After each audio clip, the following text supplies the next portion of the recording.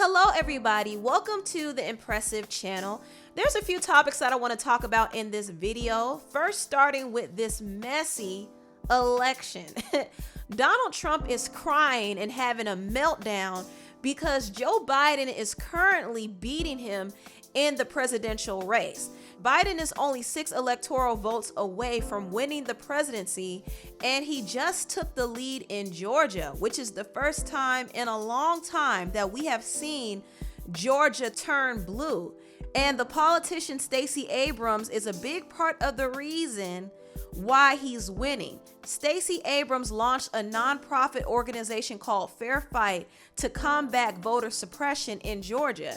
And through this organization, she was able to help register 800,000 new voters in the state of Georgia. So Stacey's efforts in getting people of color and young people registered in Georgia is the reason why Joe has been able to take this lead.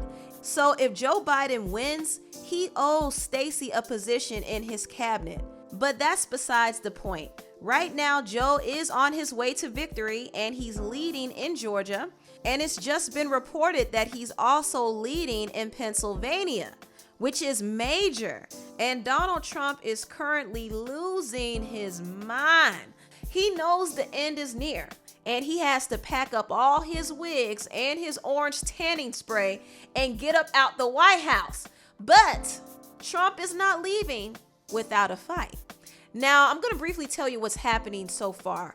Currently, there has been a lot of delay because some states still have not yet processed all of the votes.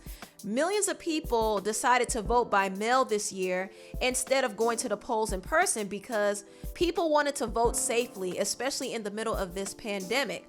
So they mailed their votes in instead. But some states have been taking a while to process these votes. States like Pennsylvania have laws where they're not allowed to count absentee votes or mailed-in ballots until the day before or the day of the election. So a lot of the mailed-in ballots were counted at the last minute, and some states are still processing the votes. I think Georgia is almost done processing, but states like North Carolina, Pennsylvania, and Nevada are still processing the votes. Now, these mailed-in ballots can really make or break this election. And Donald Trump is scared because he's on the brink of losing, y'all. A lot of the mailed-in ballots are working in Joe Biden's favor because Joe Biden's campaign actually encouraged early voting. In fact, Joe Biden had assistance from President Obama who demonstrated how to vote by mail. So Biden's whole campaign has been proactive in getting people to vote any way they can before Election Day. Donald Trump, on the other hand, was trying to stop the mail-in votes. A few months ago, he refused to give the U.S. Postal Service extra funding because he wanted to suppress those mail-in votes. And I'm sure he regrets it now because it could have worked in his favor. But now he's on the verge of losing, and he's putting this wild narrative out there that the election is being rigged. He's claiming fake ballots are being added, and he's been trying to get the Supreme Court to intervene, and his team has tried to sue 3 different states so far. So Trump is really mad, and he wants to stop counting the votes because he's losing. He can't come to terms with the fact that he has to pack up his dry lace fronts and leave. But I kind of feel like he's putting this voter fraud narrative out there to rile up his supporters. And the MAGA stands will start rioting if he loses. So Trump knows exactly what he's doing. He's trying to push this conspiracy to get his supporters upset. And it's working so far. So we will be sure to see some more shenanigans unfold in the future. But this whole election has been a hot mess. In fact, this year has been a hot mess. I've never seen anything like it. But anyway, I want to move on to a lighter topic and talk about some music. Nicki Minaj, NBA Youngboy, and Mike Will Made It just released a new single called What That Speed Bout. And I'm not gonna lie, I actually like the song. I think more than anything, I like the beat. The beat was crazy. And even though I'm not a fan of Youngboy, I do like how he carried the hook. Also, Nicki Minaj commanded the most attention on the song, which is no surprise because Nicki always delivers, and I do believe that she will help this song go to #1. Even if it doesn't go to #1, it still will be a big hit. I actually like the song, so I'm here for it. Another song that I'm loving right now is Ariana Grande's song with The Weeknd called Off the Table. Ariana needs to release this as her next single. If not Off the Table, then she should at least release Motive with Doja Cat. But personally, I love the song that she has with The Weeknd. In my opinion, it's hands down the best song on her album Positions, and it's definitely the strongest ballad in her catalog, in my opinion. If you love R&B, you'll love this song. But anyway, that was just some music that I wanted to briefly rave about. Now, last but not least, I do want to talk about Megan Thee Stallion's ex-best friend Kelsey linking up with the ops. I know I'm a little late in talking about this story, but I do have a few thoughts about it, and I'm going to share what I think. Now, for those who don't know, Megan Thee Stallion and her friend Kelsey fell out with each other after the shooting incident that happened between Megan and Tory. During the night of that shooting, it was rumored that Megan and Kelsey had an argument over Tory because they both were messing with him at the same time. It was even rumored that Megan slept with Tory behind Kelsey's back. However, none of these rumors have been confirmed by Kelsey or Megan, but it's clear that they are no longer friends. And it was really telling when Kelsey did not back up Megan when Megan said Tory shot her. Now, Kelsey was a key witness in that whole incident. She saw everything and she knows exactly what happened, but she did not speak up on Megan's behalf. And this was very frustrating to Megan and her friends. In fact, one of her friends named Jaylee called Kelsey out for being quiet, and she even accused Kelsey of being paid off by Tory. Kelsey, however, denied getting paid off, and Kelsey's sister actually spoke up on Kelsey's behalf and said that Kelsey was getting threats behind the scenes. She said that Megan's friends were sending threats at Kelsey.